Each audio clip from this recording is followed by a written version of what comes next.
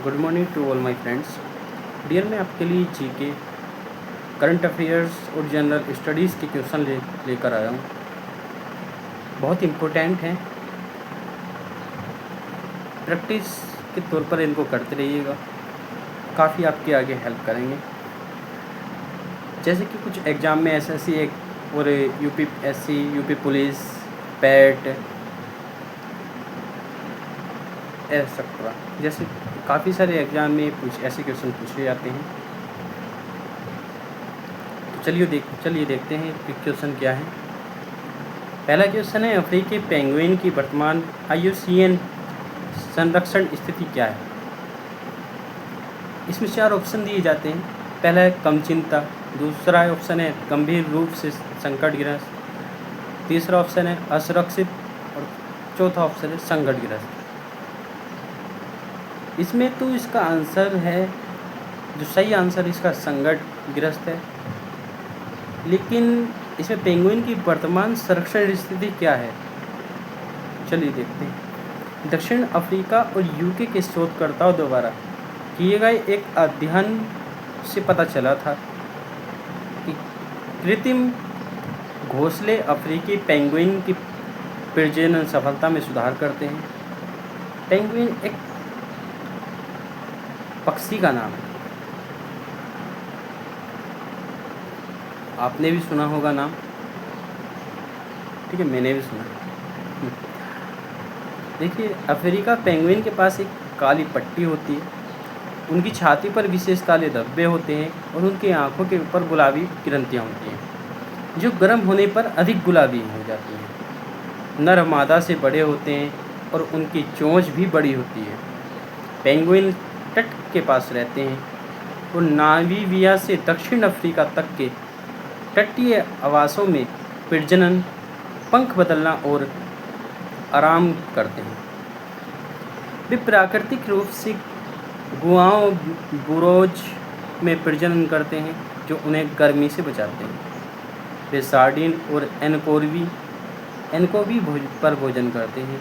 उनका औसत जीवन काल 20 वर्ष का होता है। वे केवल 20 वर्ष के होते हैं। IUCN उन्हें वैश्विक तापमान वृद्धि से होने वाले आवासीय खतरों के कारण संकटग्रस्त के रूप में सूचीबद्ध करता है। देखिए, सेकंड क्वेश्चन है, श्री सिंगेश्वर मंदिर जो खबरों में देखा गया था, किस राज्य में स्थित है। ये मंदिर तमिलनाडु में स्थित है, जो 16वीं शताब्दी के ताम्रपत्र अभिलेख तमिलनाडु के तिरुवल्लम में श्री सिंगेश्वर मंदिर में पाए गए हैं। यह मंदिर भगवान शिव को समर्पित है और मप्पेंडु गांव में स्थित है। इसे मूल रूप से 1976 ईस्वी में चोल सम्राट राजा के चोल के पिता आदित्य करिकालन द्वितीय द्वारा बनाया गया था।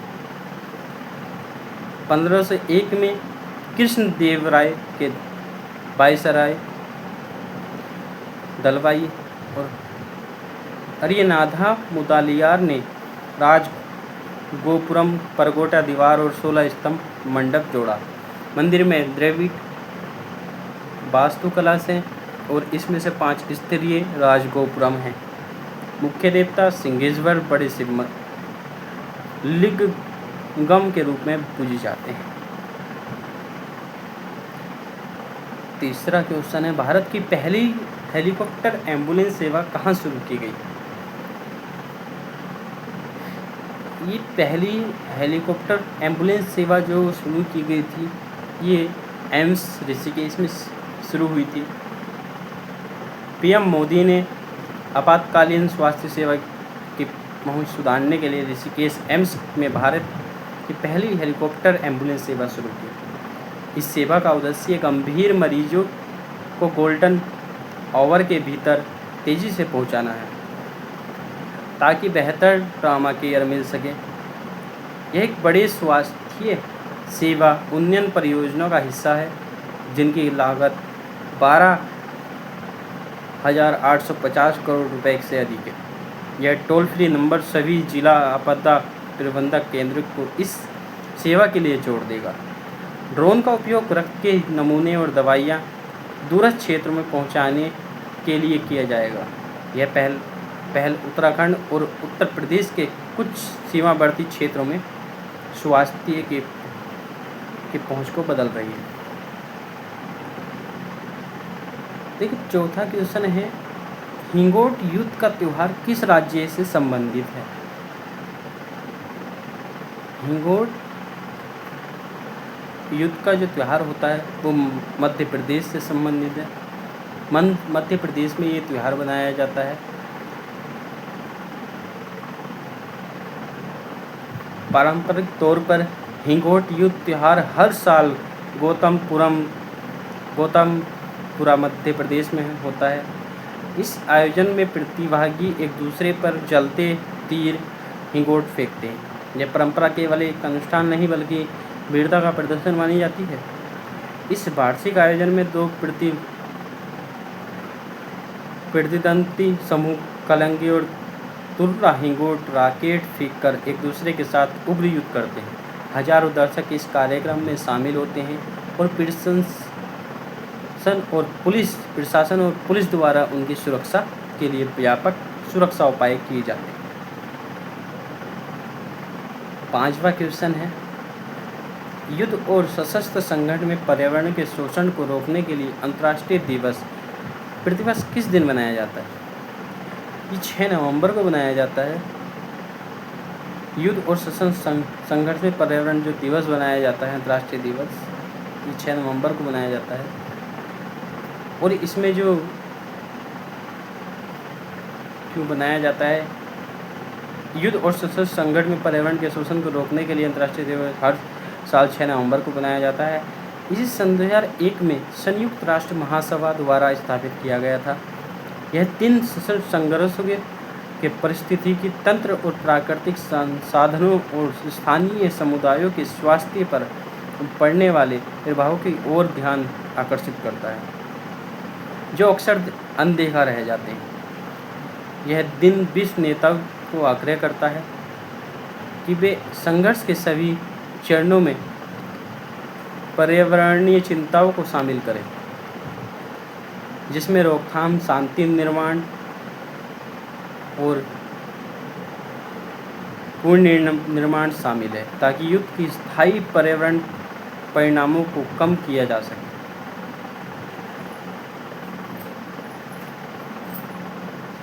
देखिए, 6 क्वेश्चन है, इगास बग्वाल किस राज्य को पारंपरिक लोक पर्व है? इसका आंसर है उत्तराखंड। ये उत्तराखंड में बनाया जाता है। लोक पर्व जो है उत्तराखंड का है।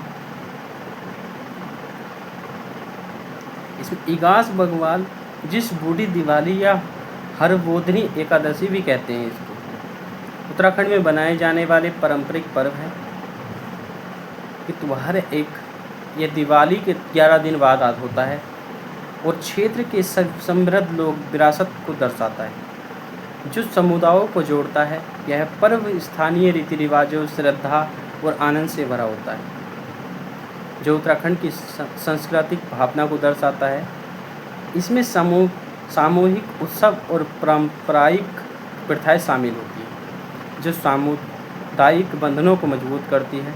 इस वर्ष इगास बग्वाल 12 नवंबर से शुरू हो रहा है, जो उत्तराखंड के सांस्कृतिक गर्व को विशेष रूप से उजागर करता है।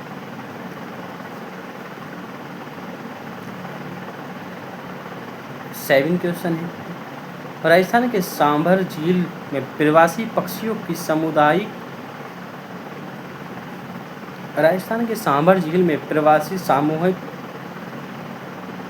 मृत्यु का मुख्य कारण एवियन बोटुलिस क्या है? चलिए एक बार इस क्वेश्चन को और पढ़ लेते हैं।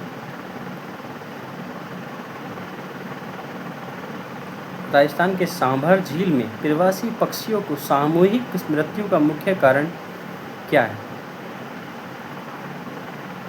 मुख्य कारण जो है क्लोस्ट्रीडियम बोटुलिनम द्वारा उत्पन्न एक विष है। ये कैसा विष है?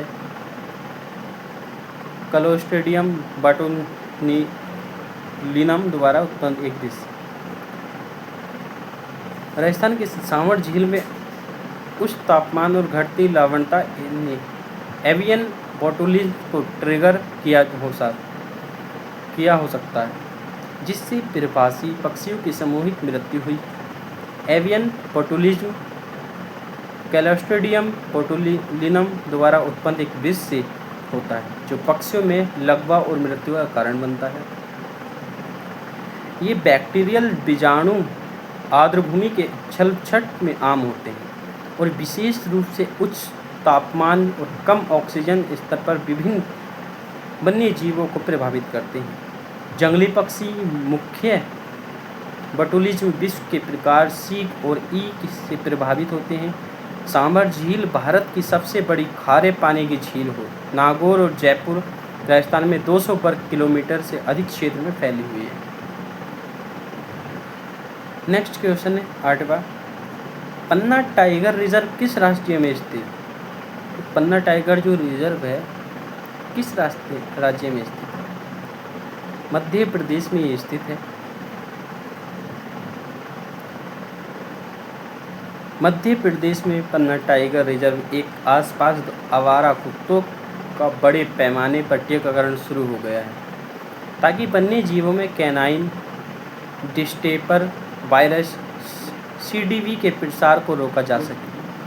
पन्ना टाइगर रिजर्व विंध्य पर्वतमाला मध्य प्रदेश में स्थित है। ये बुंदेलखंड का एकमात्र टाइगर रिजर्व है, जिसे 1994 में प्रोजेक्ट टाइगर रिजर्व के रूप में घोषित किया गया। इस रिजर्व को टेबल टॉप भूभाग कहते हैं, जिसमें पठार और खाइयाँ हैं और इसके बीच से कैन नदी बहती है। 9 क्वेश्चन है, किस संगठन ने स्वदेशी रूप से विकसित सतह हाइड्रोकिनेटिक टरबाइन HSKT तकनीक को हाइड्रो श्रेणी के तहत मान्यता दी? इसका जो आंसर है सेंट्रल इलेक्ट्रिसिटी अथॉरिटी, जिसकी शॉर्ट फॉर्म है CEA। इसकी फुल फॉर्म होगी CEA, central electricity authority. Central electricity authority ने स्वदेशी रूप से विकसित सतह हाइड्रोकिनेटिक टरबाइन को हाइड्रो श्रेणी के तहत मान्यता दी है। HSKT बहते पानी की गणित ऊर्जा का उपयोग कर लगभग शून्य संभावित हेड के साथ बिजली उत्पन्न करता है, जबकि पारंपरिक प्रणालियों को बांध या बैराज की आवश्यकता होती है। यह स्थापित करने में आसान लागत प्रभावी है और बिजली उत्पादन की लागत 2 से 3 प्रति यूनिट है। यह तकनीक नवीकरणीय ऊर्जा खरीदारों और उत्पादकों दोनों को लाभ पहुंचाती है और गीगावाट स्तरीय नवीकरणीय ऊर्जा उत्पाद के लिए महत्वपूर्ण अवसर प्रदान करती है। SKT सतत ऊर्जा समाधान को बढ़ावा देते हुए विद्युत क्षेत्र की वृद्धि को प्रेरित कर सकता है। देखिए इसमें जो आज लास्ट क्वेश्चन है 10वां, UNAIDS विश्व एड्स दिवस रिपोर्ट 2024 का शीर्षक क्या है? विश्व एड्स दिवस रिपोर्ट 2024 का शीर्षक यह है कि एड्स समाप्त करने का सही मार्ग अपनाएं। विश्व एड्स दिवस रिपोर्ट 2024 का शीर्षक एड्स समाप्त करने का सही मार्ग अपनाएं। इसमें यही कहा है 39.9 मिलियन लोग HIV के साथ जी रहे हैं, जिसमें 9.3 मिलियन का जीवन रक्षक उपचार की पहुंच नहीं है। पिछले वर्ष में 6,30,000 लोग एड्स से संभावित बीमारियों में से मरे और 1.3 मिलियन लोग HIV से संक्रमित हुए। UNAIDS, यूनिसेफ, WHO, यूनेस्को और विश्व बैंक सहित 11 UN संगठनों का संयुक्त कार्यक्रम है। इसका दृष्टिकोण शून्य नई HIV संक्रमण, शून्य भेदभाव और शून्य एड्स संभावित मौतों को प्राप्त करना है। ठीक है, आज के लिए इतने ही क्वेश्चन। आने वाले वीडियो में और 10 क्वेश्चन मैं लेके आऊँगा। इनको आप ठीक से सुनिएगा और लिखिएगा, कॉपी में राइट कीजिएगा और प्रैक्टिस करते रहिएगा। आने वाले टाइम में जो जिनका पेपर आ गया है, मोस्ट इम्पोर्टेंट क्वेश्चन है, ये अवश्य पूछे जाते हैं और पूछे जाएंगे। ठीक है, अगर कोई इस वीडियो में गलती हुई हो तो माफ़ी चाहूँगा। So thank you.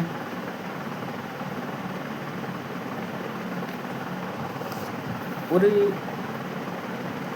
आपसे रिक्वेस्ट है कि मेरा फर्स्ट वीडियो है और आगे चल के अब वीडियो आएंगे तो मेरे चैनल को सब्सक्राइब करना ना भूलें। आपसे ये रिक्वेस्ट है। So thank you.